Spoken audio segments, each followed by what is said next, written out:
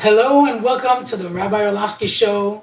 This is Yaakov Orlofsky, special USA edition of the Rabbi Orlofsky Show. And whether you're watching on YouTube or listening on tour anytime, or Apple Podcast, or iTunes, or on the site rabbiorlofsky.com, thank you for being with us today. The good thing about a show that only has a last name is that anyone that carries the last name could really carry the show. So today I'm going to be hosting the show today, Yaakov Orlofsky, like I said, and we're going to have a special guest today. Now I just want to start by saying this is not a show. This is in fact a shiur. I don't know what was going on till now here, but there's a new sheriff in town, and we're going to call this a shiur. So take out your pens and papers because there's going to be a lot of minor comments going on. So just please be prepared. Now, before we start with that, I first want to introduce my first and only guest today. He's a world-renowned speaker, a father, a husband, a grandfather. It's my father, Rabbi Dovid Orlofsky. Thank you very much, Rabbi Orlofsky. How you doing?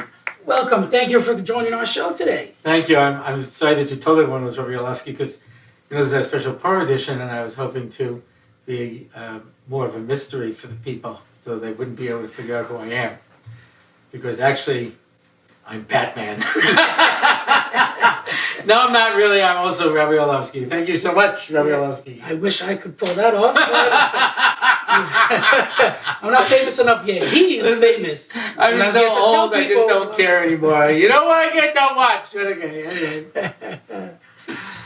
So, on this edition of the Purim show, yes, a lot of people see you as Rabbi Orlofsky, how you are today. Funny how that works. Well, funny that you're a rabbi. It was also funny, but a lot of people feel that way. Yeah. World-renowned speaker, traveled the world. You had many jobs, and people think maybe you're just born into it, but in fact, it comes with a lot of hard work. There's a lot of history from the beginning till now, and a lot of siyata d'shmaya. For sure. God has really given me more than, you're not allowed to say you got more than you deserve, but to the untrained eye, I definitely got more than I deserve. The Kodesh Baruch Hu has been very, very good to me. But it did not come without hard work and a lot of self-making from the beginning till today. And I thought maybe in this show, yes, we could start by, even though you spoke a lot about... You know, I don't really need my glasses. These are my only reading glasses, so I'm going to put them on Mr. Reading Glass. Which is a special extra guest on our Purim edition. We could call him Robin as Batman and Robin. Oh my gosh, I wish I could. Yeah. So, everyone who's been watching all the episodes knows you spoke about bits and pieces of your family, your upbringing, throughout the history, your career. But I wanted to try to do a little bit, like try to put it in proportion and try to see a whole picture of the whole thing. So, we'll start from the beginning. 1959, you're born. 10 o'clock in the morning. January 12th. 12th. To Cold, snowy day. Cold, snowy day. Shortly before my father went bankrupt. You know, they say some kids just bring all the matzos. That's what my mom always said. You're born to Martin and Stella Orlofsky. Indeed. 5th out of 6 boys. Yeah, amazing. Amazing that my father was determined to have, he really wanted a dozen kids. My mother wasn't able to, but he wanted a large family. To this day, it's a mystery to me why. But that's what he always said. Always wanted a lot of kids. And we had 6 boys, which back then was considered bizarre, to have so many children. So, I was number 5. Number 5. You grew up in North Merrick, Long Island? Yeah. Most people have never heard of North Merrick. Merrick is wealthy and Jewish. North Merrick is poor and Catholic. And that's where I grew up. So there were very few Jews around. And it gave me a different perspective, definitely on life. Now, you grew up in a family where you would call religious, non-religious, traditional? That is such a great question. That's a great question. Thank you. The easy answer is it was not religious. But it's not true. You know? I asked my father once, what are we? We're Orthodox, we're conservative, Reform. Now, we went to a conservative synagogue. That's all there was in Long Island at that time. It was a conservative synagogue. So my father said, we're conservative. Now, my father worked Saturday.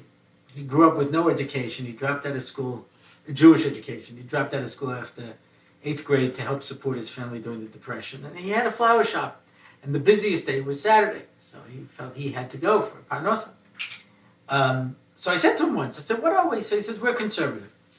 So I said, Dad, you know that conservative also says you have to keep Shabbos. He says, okay, we're Reform.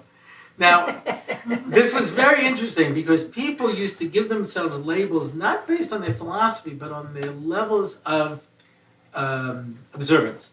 So if you kept 30%, you were Reform, 60% you were conservative, 90% you were Orthodox, 100% you were Hasidish. That's how it worked. That's why you can have terms like conservadox, 75%, reformative, 43%, you know? And so depending on what you did, that's where you went. So the easy thing to say is, well, my father didn't keep Shabbos, he wasn't religious. But we're talking about somebody who, after he went bankrupt, sent most of his kids to Yeshiva. You always gave money to tzedakah. He was... Well, that's our cue. Thank you for being here with us on this show. The bells! I hear the bells! What's happening? Anyway, but he, philosophically, so this is what's important. Every person has a disconnect between what they believe and what they do, right? There's always a disconnect. There are people, when I was mashgiach in the yeshiva, I used to say to the guys, listen, this is a serious yeshiva, and you don't want to get up in the morning, and you don't want to learn, and you hang out at night. He says, right. I said, well, why don't you go to yeshiva X? He says, that's for bums.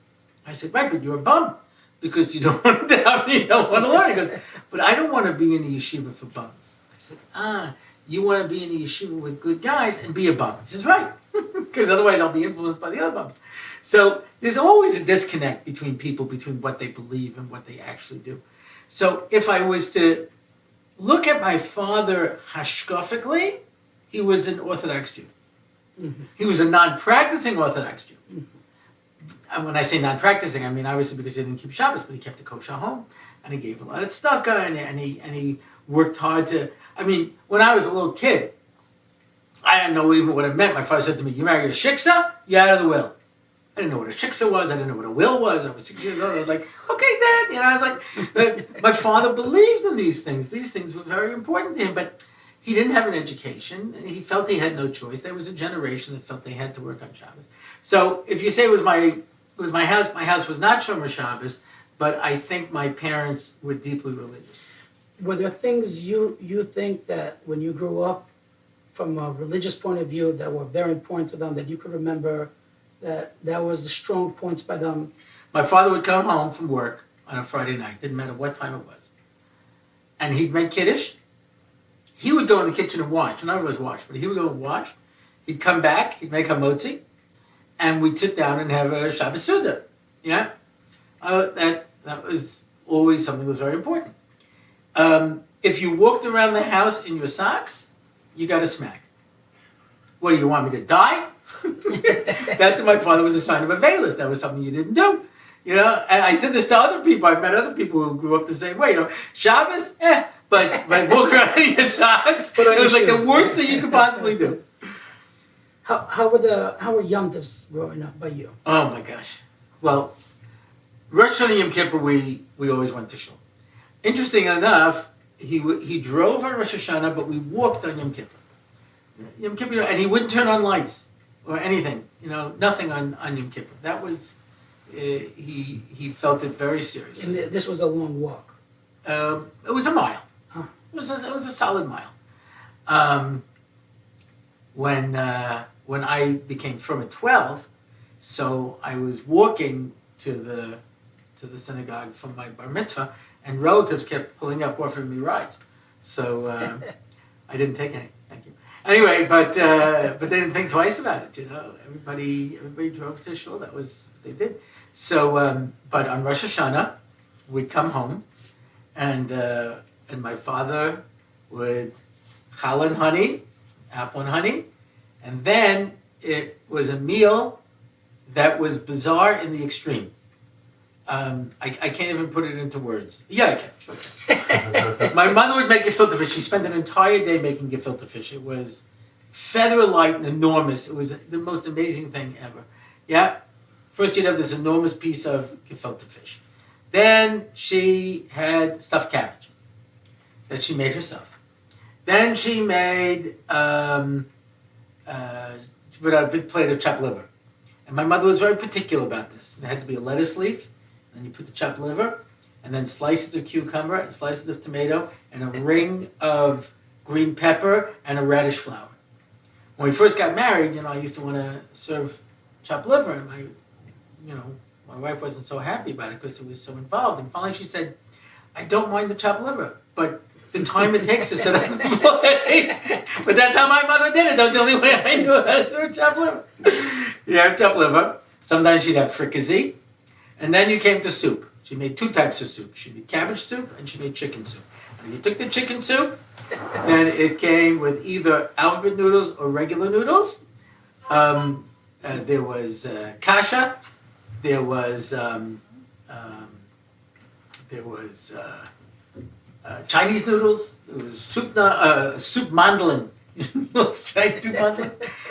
And by the time you reached the main course, it was bizarre. So you came to the main course, and then she had an entire brisket, an entire turkey, and there was sweet potatoes that went along with the turkey and stuffing. And with the brisket, there was roast potatoes, and there was tzimmus. And dessert was about $300 worth of bakery cake. I mean, we put a lot of emphasis on the. If I could just say, is it just me, or every time Orlofskys get together, somehow it becomes all about the food? I'm just saying. Depends on the Orlofskys. We have what to go through here, but okay, yes, Rosh Hashanah. Rosh Hashanah was. We didn't even get to regular day breakfast, lunch, and supper. So we would eat like crazy, and then we'd go to shul for Mincha Ma'ariv and come back and then have another meal like that and another lunch like that, and it was astounding. Wow. Let's just say that I didn't look the way that I looked for most of my life from eating carrot sticks. That's not how I got that way. And the Seder, and my father came home from work because it was like Easter time, which was very busy in the flower business, and he would come home. He could go from Kadesh to the meal in 20 minutes. Boom! And then the meal was the same kind of meal. There was 2 types of soup. There was brisket and turkey, and there was, and I took me longer because I was, reading for a little bit more, and the courses would line up in front of me down the table, So, there was definitely an emphasis on food in my house. So you would say they didn't brug. I'll tell you the truth. My mother loved matzah brei. I haven't given out a recipe in a while. So for those of you who eat gebruchts, those of you who don't eat gebruchts, just pretend this never happened. But if those of you who do eat gebruchts, my mother would take 2.5 matzos, machine matzos, and break them up, and then put them in a strainer and put hot water over them to soften them, and drain it out. And then she would put it into a mixing bowl with 4 eggs, I think, if I remember the proportions. You have to play around a little bit, and mix it up with a little salt, and then bake it like a big pancake.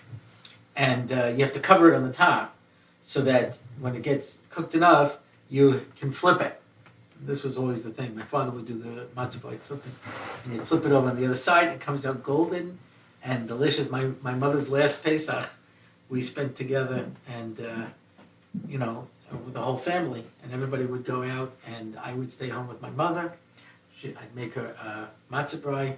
I'd make her an egg cream. For those of you who don't know what that is, it's basically chocolate milk with seltzer. But you have to make it right, My mother would have a matzah brei and that was. You eat this with syrup, with sugar. Is it more of a savored thing? Salt and pepper. What's there are 2 shitas. There are 2 shitas.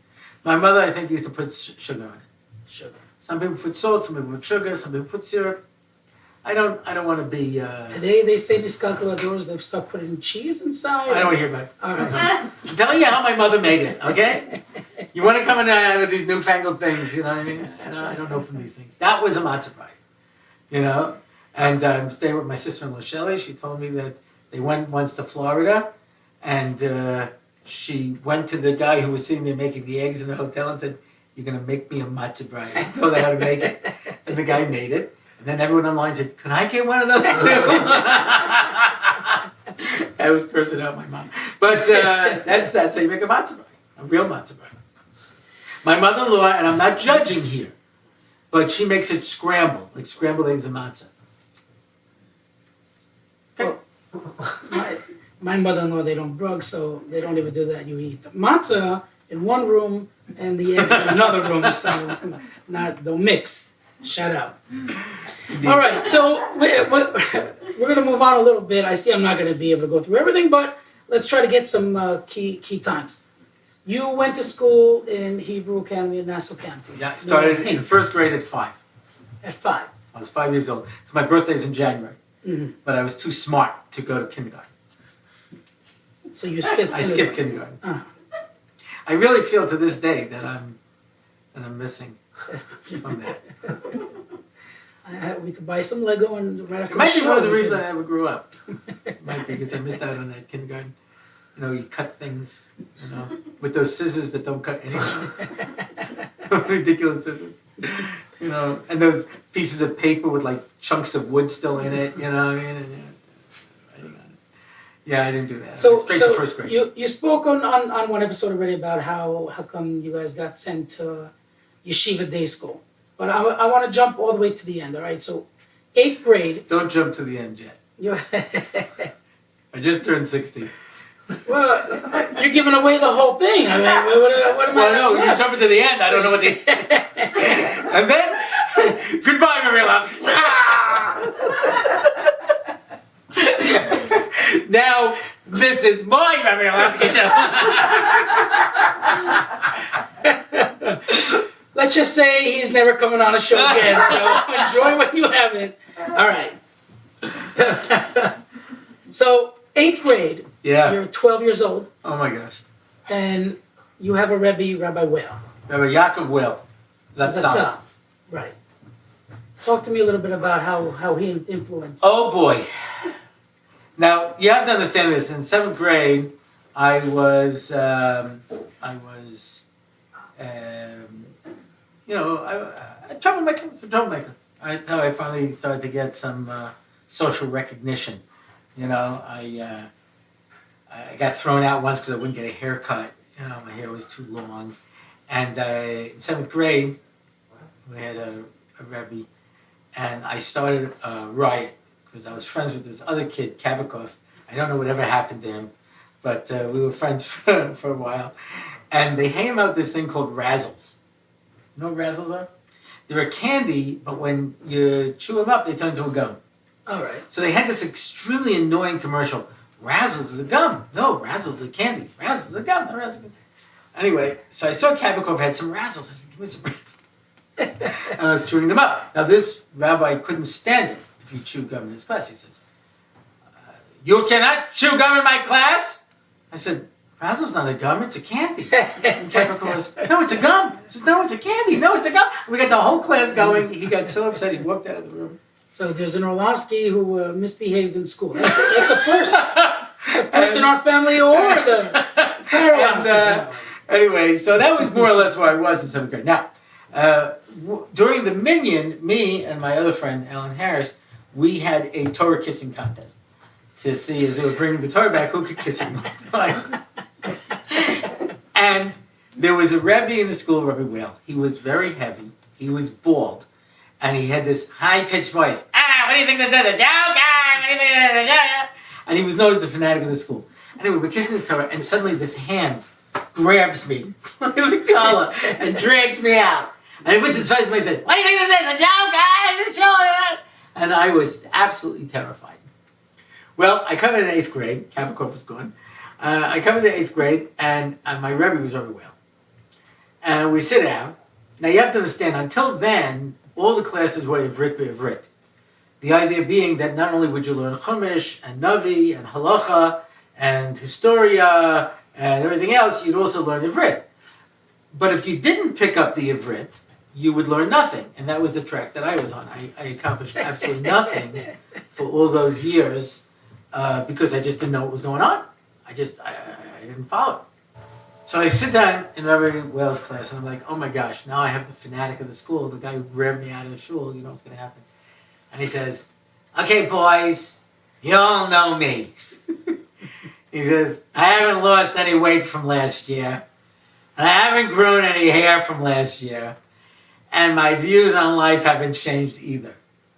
And I thought, oh my goodness, this is a real human being. This person is willing to poke fun at himself. He's willing to talk about life. I was astounded. And then some kid raises it and goes, goes, hey kid, you speak English? We're in America. I tell you, I was ready to applaud. I couldn't believe it. Because everybody knew to play the game, and he refused to play the game. And he told me years later, he says, what am I going to sit there and talk in a for when I know none of the kids understand what I'm saying?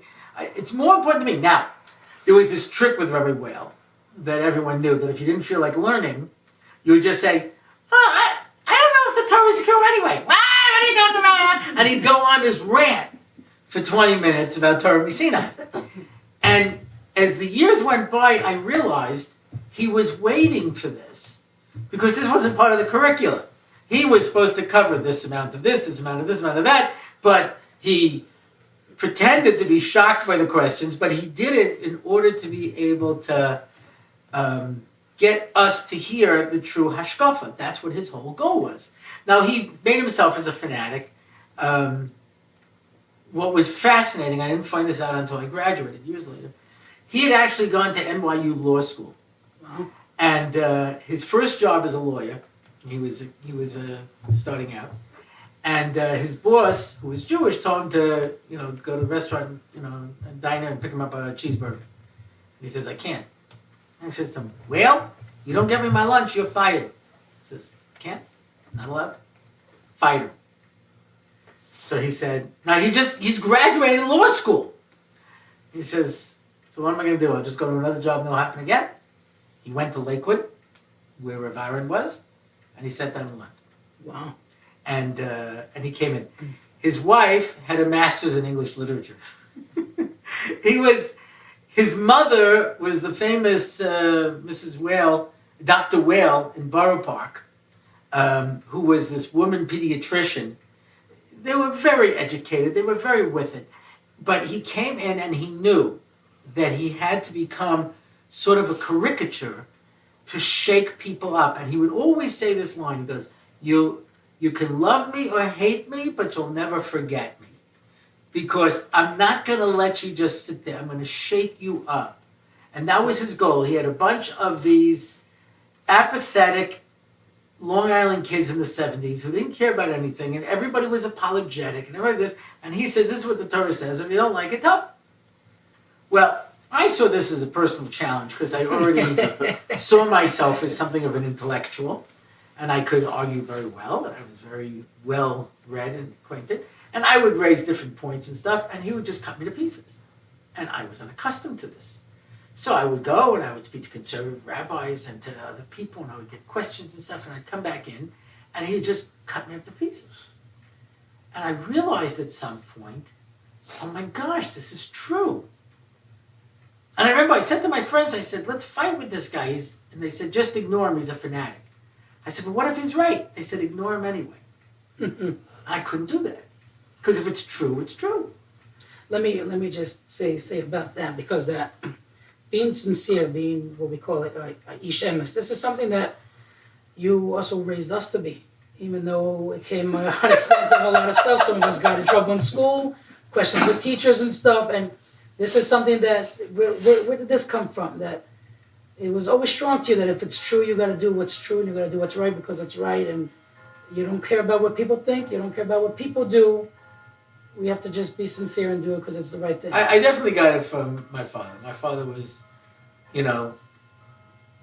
he was on a tour in Scandinavia. such a my father's story. He was on a tour in Scandinavia, and they're sitting at this table that they were sitting at, and my mother had left her sweater on the table, and this waiter evidently threw it on the floor. So he was this large, Aryan-looking fellow. I mean, gigantic, big, like Schwarzenegger type, you know? Like the opposite of Orlofsky's. Yeah, my father was a short, scrappy guy, but, you know. So he says to him, "What'd you do?" "This table is not for the Jews, it's for the Germans." He says, "Yeah? Step outside. Step outside." And my mom's like, "Marty, calm down." "No, come on, step outside." He says, this guy would have killed him. He would have just murdered him. It didn't make a difference. My father would do it. So he did. When the consulate in Yerushalayim used to be in Arab Jerusalem, it was during the Intifada. And one of my kids was born, and we had to go and get a birth certificate. And I said, "Dad, listen, you know, I think we should take a cab." You know, he goes, "No, it's all right. We'll go park there." So I'm driving around. There's no parking spots. I said, "Dad, there's no parking." He goes, "Right over there." There are these 20 Arabs just like hanging around in a mob. I said, "Dad, I don't think it's a good idea." He goes, "That's okay. Let him say something." And he says, "Come on, Mother." The two of them get out of the van. I'm following, going, "Oh my gosh, I'm going to die any second. That's going to be the end of me." My father didn't care. My father came to Israel the first time in 1968, half a year after the Six-Day War. And they were driving through the Gaza Strip, and everybody is staring at them with these looks of hatred. And my father says, "Stop the bus." And he says, "I'm going to buy some nuts." He gets out, walks into the shuk, and all the Arabs are looking at him and goes, "How much for the nut?" "That's ridiculous. I'm not going to pay that." And he would get the thing, get back on the bus. That was my dad. My dad was fearless. You know, it's right, it's wrong. And that's why, you know, I say the difference between his philosophy and what he did. I was there, I remember, it was one Yom Kippur, and he says to the rabbi in the conservative synagogue, he goes, "I really should come on Shabbos, I really should do more, you know." And he says to him, "Look, Marty, you got a big family, you give a lot of charity, you're working to support your family, it's not so bad." And my father started yelling at him. He says, "You're the rabbi. You're supposed to tell me I'm doing the wrong thing. I know I'm doing the wrong thing. Don't try to tell me I'm doing the right thing." So I definitely grew up with a sense of there's right and there's wrong. Yeah, and well, if we jump regardless of the consequences. If we jump to the end of his life, he really ended up moving right by a shul, right by all his kids that were He became religious. Shomer Shabbos, and after his heart attack, and he was supposed to die. You know, a number of doctors said he was supposed to die, and he says, "Im lo achshav em asayim," became a Shomer Shabbos. And then there was a snowstorm, and he couldn't walk to shul, and he said to my mother, "That's it, we're moving." Three of my brothers were living in West Hempstead, so he says to the agent, "I want a house." He says, "Well, what are you looking for?" I got to be able to walk to shul in a snowstorm. Wow. That was it. That was his only requirement. He finds this house, and I remember when he first bought it, you know, and they bring me down to see it. It was so broken down, run down, a piece of garbage. I said to my mother, "You going to live here?" She goes, "There's no talking to him. You can't talk to him." I say, "This is a piece of garbage." He says, "Look, the shul's right over there." That's how he was. He was definitely an Yeshiva. Right. You know what I mean? Not that he was always consistent. I'm never always consistent. I always know what's right. That doesn't mean I always do what's right, but at least I'm not, you know, people say, "How can you know that what you're doing is wrong?" So you have to justify it to yourself. Otherwise, how do you live with yourself? I said, I'd rather know what the emes is and say I'm not doing it than pretend to, you know, justify what I'm doing by making up a false philosophy, which is what so many people do. Of course. So when do you become from that year? It was probably around November. My bar mitzvah was in January. It was probably around November that I started. For me, the hardest thing to give up was TV. So when I first started out, I used to put and the best shows came on Friday night back then. So I used to put the TV on a Shabbos clock. That was my motor. This is 1972. This was 1972. Must have been. And by the time I became bar mitzvah, I gave that up. It was a few months, you know. And I started walking. We have many Purim editions this week. Many. I don't know if we're getting all of this, but that's the Mickey Mouse clock chiming the hour. I'm not in the usual Rabbi Orlofsky studio, you understand, so I'm not able to maintain the same quality control I can when my grandchildren are screaming in the background. But anyway, so I started walking. The conservative synagogue had an Orthodox minyan downstairs Friday night. I used to walk there, and I would daven, and I'd come back, and and I started taking on things for myself to get it all down. So by the time you turned bar mitzvah, I was Shomer Shabbos. you're already Shomer Shabbos. Yeah. And your bar mitzvah was, Parshas Bo. for those who missed that episode, Vayomer Hashem el Moshe, Bo el Paro, Ki ani Ichvaniti es libo, v'es lev avadav leman. All right, you get that. It's not worth it unless you get a piece of sponge cake and some Manischewitz wine at the end. Anyway, yeah. So you spoke about that already, Yeah. and now you're graduating 8th grade. 9th grade. At the time it was 9th grade. Hank went up to 9th grade, and then it added the high school starting with 10th grade. So Rabbi, where was your Rebbe in 9th grade? He was my Rebbe in 8th grade, he was my Rebbe in 9th grade, and he was my Rebbe in 10th grade. Oh wow. I kept myself back. They wanted to move me up, and I wanted to stay with very well. Oh wow. I stayed with him for 3 years. For 11th grade, they made me move up. But I have to tell you that so many of the things that I say and do are Rabbi Whale-isms, but I've given it my own spin, so they don't come across. But, he would speak so straight and so common sense and so logical that it's just such a breath of fresh air. It was so on target. Mm-hmm. And he was also very provocative. Mm-hmm. I've been accused of that myself. No. But he will, yeah, Really? that's true. He would do things just simply for the shock value. Now, you have to remember, we had a bunch of conservative kids in our shul, mm-hmm. in our school. The Solomon Schechter closed down. My class had a lot of conservative kids whose parents were conservative rabbis and conservative candidates. Mm-hmm. And somebody left a Silverman sitter on his desk. Uh-oh. He's the conservative sitter. And he looks and goes, boys, what is this? Now, those of us who were whalers, we knew already something's happening. Something terrible is going to happen. You could see it coming. It was like before a car crash or things moving this slow motion. He goes, in Musaf, they instead of Nasr and Akrib, they turned it to Asav Krivu because they don't believe in Korbanos. Right. And they don't believe in Tchias HaMesim. So they took out the Tchias HaMesim. So he goes, boys, they don't believe in Korbanos. They don't believe in Tchias HaMesim. Boom! On the floor. On the floor. Now me, you understand, at this point, I was wearing a little button that he gave me said, I am a Ben Torah, okay? That's where I was in life. And I watched this and I was like,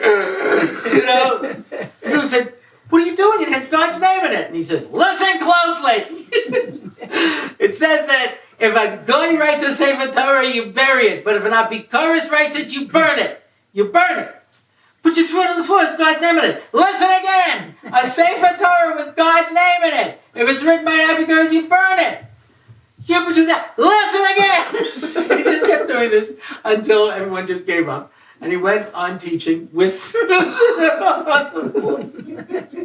Now, I have to tell you, even I was like, wow, that's a bit much even for me. And then, years later, I came across a Gemara that says, why wasn't Moshe Rabbeinu punished for breaking the luchos? Because he was doing it to teach Klal Yisrael. Mm-hmm. And so he obviously made a cheshbon. He knew what was going to happen. He'd been fired in the past. There's one time he says, it's a conservative synagogue. Where is it a synagogue? Because they have a Sefer Torah. If you take a Sefer Torah into a bathroom, it makes it into a synagogue. Anyway, it was a delegation of conservative rabbis came down, and they call him in and he goes, I didn't say it's a bathroom. I said, if you put a Sefer Torah in a bathroom, it doesn't become a shul, right? We all agree to that. Right, Fidel, who was... He's the principal. He was the principal, the founder, once in a generation. He could put together a staff with Rabbi Whale, with people from YU, with Shlichim from Eretz Yisrael, with Lubavitcher, and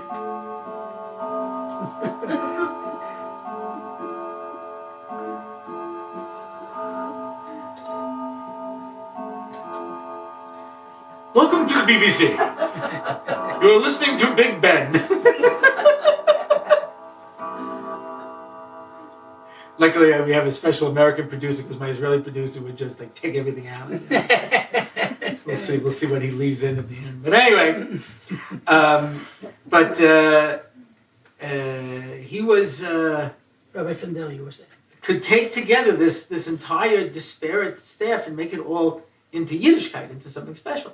But he said to me once, he says, "Do you know how hard it was for me to keep Rabbi Well? That there was so much pressure for me to fire him." And I meet people to this day who, when they say Rabbi Well, they start foaming at the mouth. They hate him. And I meet people today who are from Yidden today because of Rabbi Well. And so that was his approach. His approach was, I'm going to shake you up.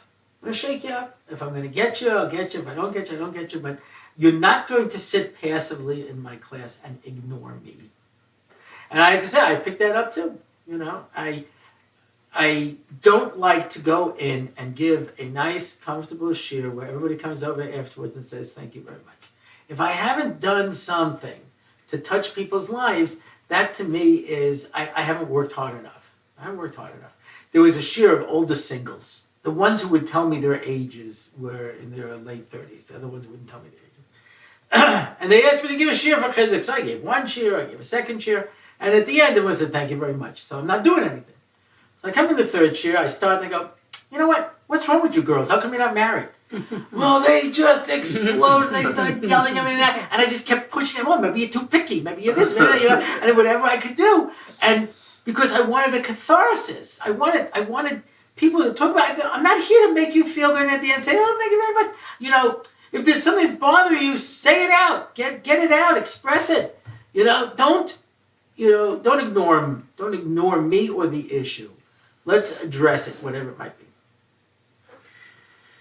Well said. All right. Well, you continue through school. Nothing major details we have right now unless you want to share. It's okay. All right. So you go through school, top of the class, of course. V'chulu. I will tell you the following. Biology, I was going in to the Regents with about a 23 average for the year. Wow. Now, out of 100. Out of 100. All right. Not because I'm stupid, but because I just, didn't do my homework, I didn't study for tests, that sort of thing. Now, but when we studied nutrition, I did the cooking in the house because my parents both worked at the cooking. So my biology teacher was so impressed by this that she had a warm spot in my heart. She was very tough. Mm-hmm. And I remember if she'd throw you out, that was out. You were out certainly for the day. Mm-hmm. And you couldn't make any comments. I used to get away with making some comments. Anyway, one time I went across the line. She goes, Mr. Orlofsky, leave the room. I said, what? Mr. Orlofsky, leave the room. I said, but I'll miss the notes. Well, you should have thought of that beforehand. Leave the room. I pick up my things and I walk outside. And the classroom had a window. And I stood by the window with my notebook, writing down what was And the one, she said, all right, come back in. That had never happened before. Anyway, I'm going in, and I've got a 23, So she says, I'll make you a deal. Whenever you get on the Regents, I'll make you that mark for the year. Well, I studied like crazy. I did all those Regents tests in the back of the books, and I studied. To this day, I still know what the Malpighian tubules do in the grasshopper. And not many people do. Yeah. Anyway, I took the Regents, got a 90. Wow. So I graduated with a 90 in biology. Wow, wait. I had a similar story with a Rebbe in the certain school I was in, and I got thrown out of the class, and I bothered something through another door, and they pulled my hair backwards and beat me up. But that was different times, different countries, different stories. I too got a 90 in that class.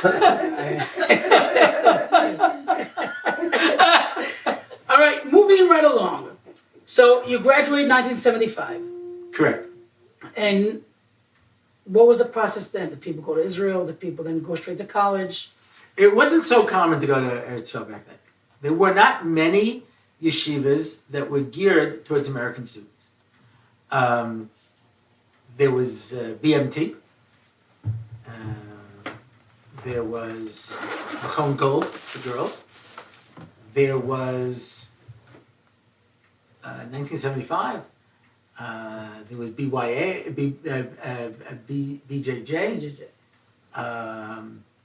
Americans would go to the Mir, called Torah, but there was no American program in that. You had to learn, you had to speak Yiddish when you go there. There were some who would even go to Panovich, but there were really no yeshivas. The only one that was really around at the time was Chavetz Chaim. And I decided to go to Chavetz Chaim. And it's interesting because Rabbi Fidel, who had gone to Chavetz Chaim, his brother Zachariah was the principal of the high school, and the Rosh Yeshiva took him away from that job. And Rabbi Fidel, Mayor Fidel, was very upset about it. He had tainas on him for years. And he never said a word to me. Now, the reason I decided to go to Chavetz Chaim is because I went to Stei Chemed. Rabbi Gadisman was the head of Stei Chemed. Right. And you spoke about that also on one of the podcasts for those. Yeah. In fact, I just had my grandson's bris, and I went to get my daughter sent me to pick up the things for the bris from the Gemach, which is Rabbi Gadisman's daughter, who's running it. Yeah. So that was so interesting. But Rabbi Gadisman was the touring director in Stei Chemed. I show up in Stei Chemed. I have no shaykhs to this whatsoever. I'm a kid in a modern Orthodox high school. You know, everybody's wearing hats. Everybody's like, yeshivish. My Rebbe, my counselor was Satma Chassid. Really? And he used to wake us up in the morning and go, Reiswiden, Reiswiden. And I was expecting to hear the dogs coming. You know what I mean? It was pretty frightening. I had no frame of reference for this. Anyway, but my learning Rebbe was from Chavetz Chaim, and the learning director was from Chavetz Chaim, and a bunch of these Chavetz Chaim guys. And they basically, I was a young impressionable Baal Tshuva, and they basically told me that if you don't go to Chavetz Chaim, then you will never fulfill the purpose of life. And nobody else knows how to learn, and this is so I was like, okay, I'll go to Chavetz Chaim. So I decided I was going to go to Chavetz Chaim. You understand? I went to apply for Forest Hills. They didn't even know what I was doing there. You know what I mean? I couldn't read Hebrew. I couldn't read Aramaic. I was nothing. I was a kid. We did an hour and a half of Gemara a day. So they convinced me to go to Israel. And I remember when I was talking about going, so Rabbi Fidel suddenly told me his whole history, with his brother and everything. And, Rabbi Fidel made my whole family from, I said everything, So I said to him, well, then I won't go. I won't go. And he said to me, it's the best place for you. You go. Don't worry about my issues. Wow. That is a mechanech. I said, just massive. Wow. I went to Chavetz Chaim. I was a fish out of water. I'm spending 10 hours in the base medrash. So they were going to put me in the Mechina Shiur, but I couldn't stay because I was too smart. I didn't know that I had dyslexia and I had ADD and I had all these other different, things. So that's why I couldn't read. I was focusing problems. I had all kinds of, they didn't know about it. But I had picked up techniques to compensate. So I was only in the Mechina Shiur for a month, and they said, we can't keep you here because he's told the next Rebbe, he says he's machaben to every Rebbe Kiva Yiskasha. And I know he's machaben because he can't read it. So it's not like he's preparing beforehand, he's just figuring it out on his own. So they moved me up, and the other Rebbe would always remind me that you have no place here, You came here through mental gymnastics, you don't know how to read, you don't have the skills, etc. But I didn't have a tutor, I just, I had to bluff my way through it, and that's how I got through base medrash. And luckily, it was an Uber year, and around Tu B'Shvat, I got hepatitis. Oy. And, so bad that if I concentrated with all my effort, I could move my head from one side of the pillow to the other. Oh, yeah. In fact, I was in a room, they moved me down to a separate room, and there were mosquitoes there. And the mosquitoes would land on me, and I couldn't shake them off. I would just watch them eat me. I was so sick. You're 17 now. This Yeah. 17. Wow. Yeah. I was just 17, if you know what I mean. Different Anyway, times. different times. Different times. And I got the pigeons. Talmud Hagim says if you have hepatitis, you take pigeons and you put them on your belly button and they suck the hepatitis out. Did it work? Well, they could only get 8. The Bono and the Arab shook. They could only get 8 because it wasn't the mating season. And the first one died in 30 seconds. The last one lasted a minute and a half. He said I could have killed the flock. Oh, wow. So I only did a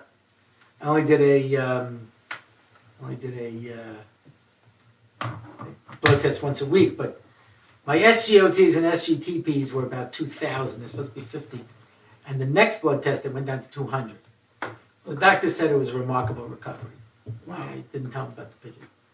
But yeah. Does this take you out of the learning for a Oh, while? yeah. Are you kidding? I was lying and I was dead. In fact, I was terribly dehydrated because I couldn't drink. So they had a Torah Nut, the people coming every 15 minutes. I had to drink like a certain amount, and they would stand over me till I drank it. Wow. You know, and some of these guys were like, I really got to get the base manager. You just drink it so I can get out of here. Now, did it ever occur to you then, did you ever think, should I go back home to your parents, to be at home, you're alone in the middle? I couldn't move. Mm. But so then another guy, Ricky Seplowitz, who's hysterically funny. I've also been known to be a little funny. So he got Time to time. hepatitis too.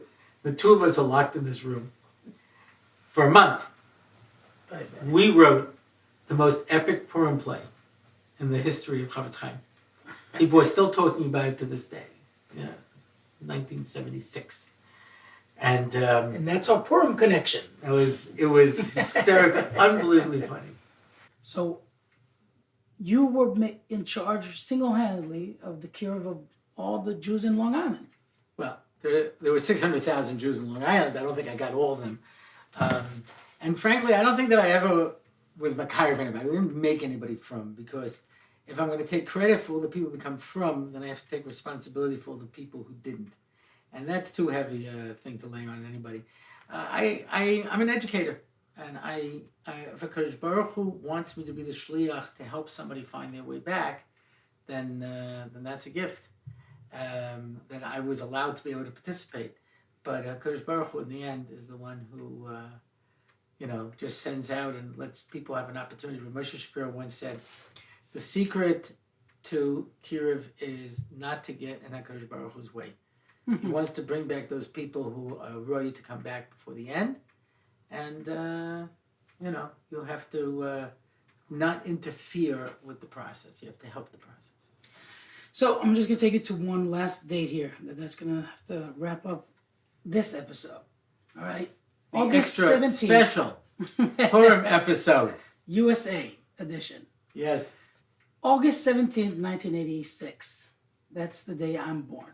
Oh, I remember that. Right. The happiest day of your life. A game changer. We were at an NCSY Shabbaton. We were supposed to speak at Shalashudis, but because she was in labor, she decided not to. I thought it would be nice to breathe in between, because it's one of the techniques they teach you in speaking. But, and right after the Shabbaton, right after we made Havdalah, we went in the car and took her to the hospital, and you were born. Happiest day of you guys' lives. Of course, a son that for many years that would be your only son for a lot of years. In fact, my father told me, he says, listen, your father-in-law was never Sandik. Let him be the Sandik for this. I'll take the next one. And 6 girls later, Right. he passed away before he had the chance to be a Sandik. So when I finally had another boy, I named him for him. Right. So that's going to come to a wrap up on this time. This is not your whole life, of course. This is just the part of time The interesting you were part. in America.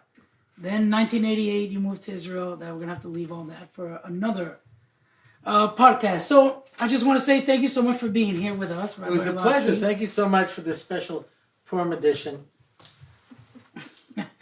Of the Rabbi Orlofsky show, Rabbi Orlofsky. Of course, Rabbi Orlofsky. Thank you. And then let's just go for the final thoughts here at the end.